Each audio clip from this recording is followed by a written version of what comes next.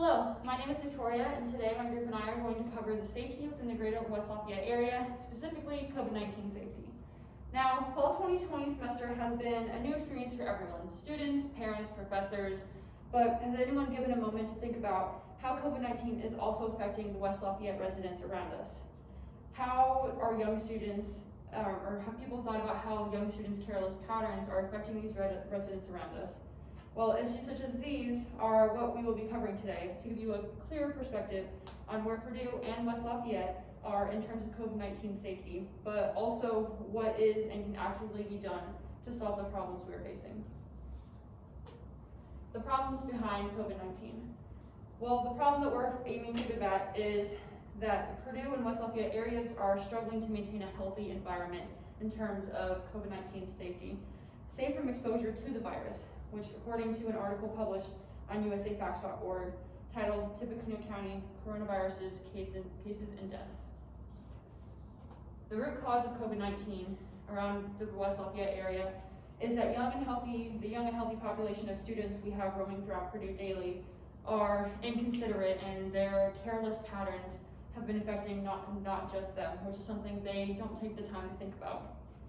Purdue has tried to keep students from gathering and traveling, such as incidents as this, where Breakfast Club at Harry's, different events like that. They have posted articles to discourage students from doing this, but Purdue students still find the time to gather in areas like this, go home, have house parties, and also go on trips out of state because of the online classes that we have. According to CNN.com, they published an article titled Purdue University Students Suspended After Attending Off-Campus Party, School Officials Say. This is just showing that students are continuing to go about their lives and not consider how it could affect them, only considering how it is affecting their college experience. Now, how is this issue currently being addressed? Obviously, it is being addressed somehow, or else we would not be back on campus, although it is partially virtual. But positive rates have increased over the last few weeks, as shown from the data on indiana.gov, the Indiana Department of Health's official website, and also WLFI.com, West Lafayette's main source of news. Protect Purdue from the beginning has implemented social distancing and sanitary measures to help promote campus safety.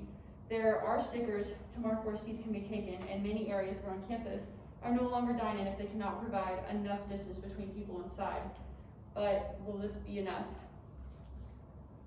Now, we have two potential solutions to combat this issue as a group. We have our first solution, which is specific to Purdue's campus, on-campus quarantining so that we can monitor students better, but also assuring that students are testing regularly, and especially if they're going to come onto campus or leave campus for a long period of time.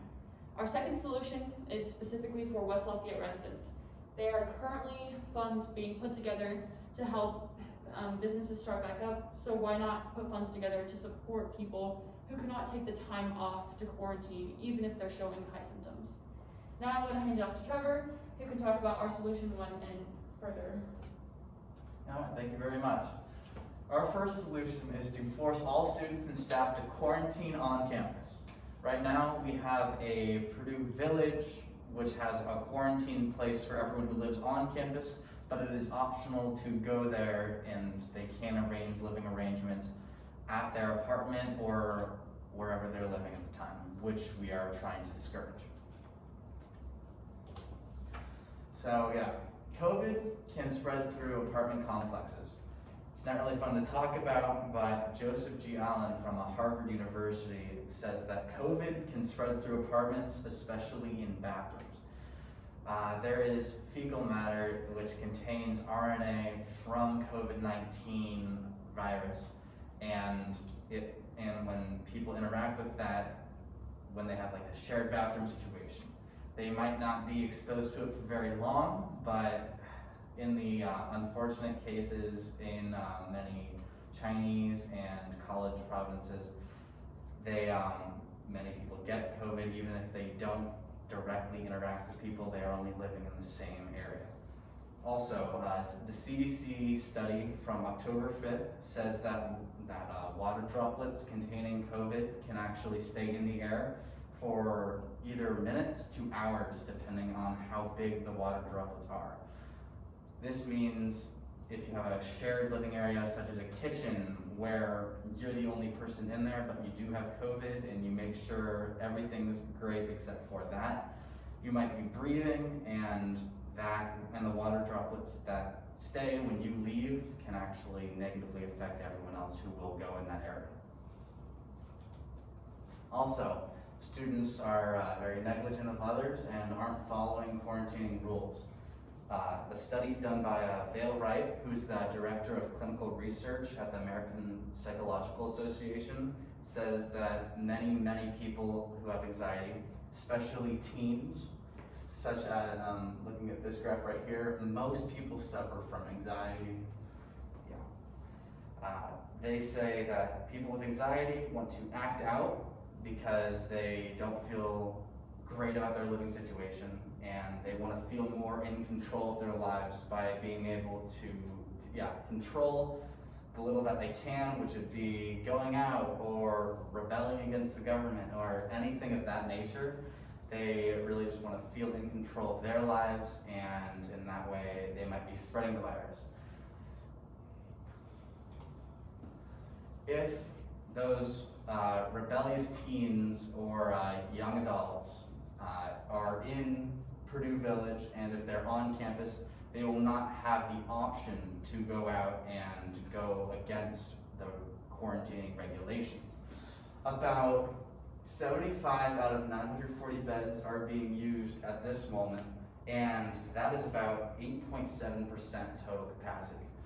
That is far under what the maximum capacity is, and there are still many people who are living off campus.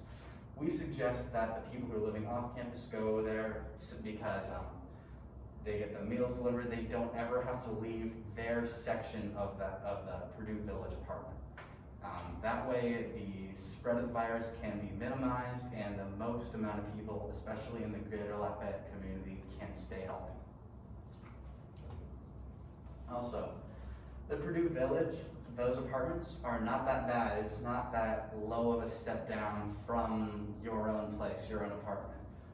They were meant for families and married couples in the 1900, 1950 era, and they are a great living apartment. You don't lose the social aspect because you're living there with people who have contracted the virus, and you limit the spread and overall create a healthier environment for everyone.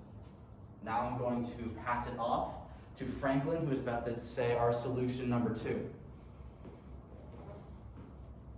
Thank you, Trevor. Purdue is a small place compared to the entire Tippecanoe County. However, students from all over the world come here for education. Although we might not even have any symptoms after getting COVID, elderly citizens of Lafayette could be impacted by our careless mistakes. We all know this semester has been a new experience for everybody, students, professors, and parents. But have you ever thought about how COVID-19 is affecting the Lafayette resident around us? Next slide, please. According to an article named Older Adults posted on the website of Centers for Disease Control and Prevention, among adults, the risk for severe illness from COVID-19 increases with age, with older adults at highest risk. Severe illness means that the person with COVID-19 may require hospitalization, intensive care, or a ventilator to help them breathe, or they may even die. In general, your risk of getting severely ill from COVID-19 increases as you get older. In fact, 8 out of 10 COVID-19 related deaths reported in the US have been among adults aged 65 years and older. According to United States Census, there is about 14,382 people who are above the age of 60 currently living in Lafayette. It is our duty to follow the Protect Purdue pledge, but we should not limit ourselves to only protect our bubble, but the greater community of Lafayette and West Lafayette. Next slide, please. And here's another image by CDC emphasizing how dangerous the virus truly is for elderly. Next slide, please. According to the same source, United States Census, The poverty rate of Lafayette is at 17.96%. According to another credible source, bestplaces.net, the average income of a Lafayette resident is $21,431 a year. The US average is $28,555. Most people in Lafayette are not wealthy enough to take breaks from work for their own safety from COVID-19. So it is more up to us to limit the spread of the virus. Next slide, please. After comparing data from Purdue COVID-19 dashboard and New York Times, I discovered that a large portion of the new cases in Tippecanoe County come from Purdue. The rate of spread also sped up after students returned to campus. It is not possible to lock up the entire campus due to control the spread of virus. So the most practical solution for us is to stay safe and monitor our temperatures regularly. One of the places where people gather is dining locations. Purdue dining halls are designed very well to obey social distancing. However, some other dining retail locations are not doing so well. For example, Chick-fil-A. Customers at Chick-fil-A are often seen to be too close to each other. Chick-fil-A workers should be enforcing the Protect Purdue rules as well. Next slide, please. Another solution for West Lafayette residents is to have the government to help the families with elders in poverty. The government of West Lafayette has already started emergency funding for business impacted by COVID-19 on its website. Instead of using all of the funds to recover businesses, maybe give 30% of the money to families in need so they do not have to go to work. They do not have to choose to either die to COVID or starvation. I'm gonna hand over to Victoria for conclusion.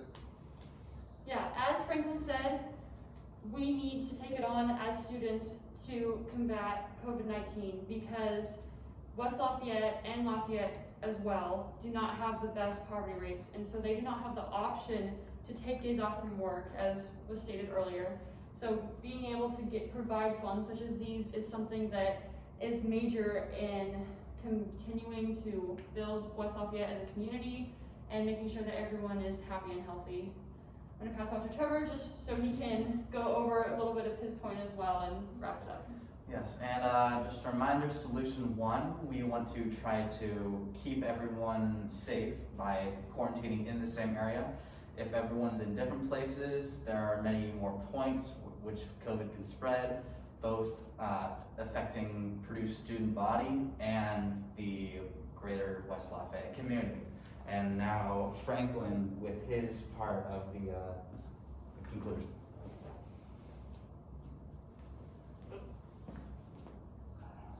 So solution one, solution two, they all have one similarity. Parts of both rely on the students to do our parts to protect Purdue in order to protect the greater community. Thank you. All right, thank you very much. For our sources as well.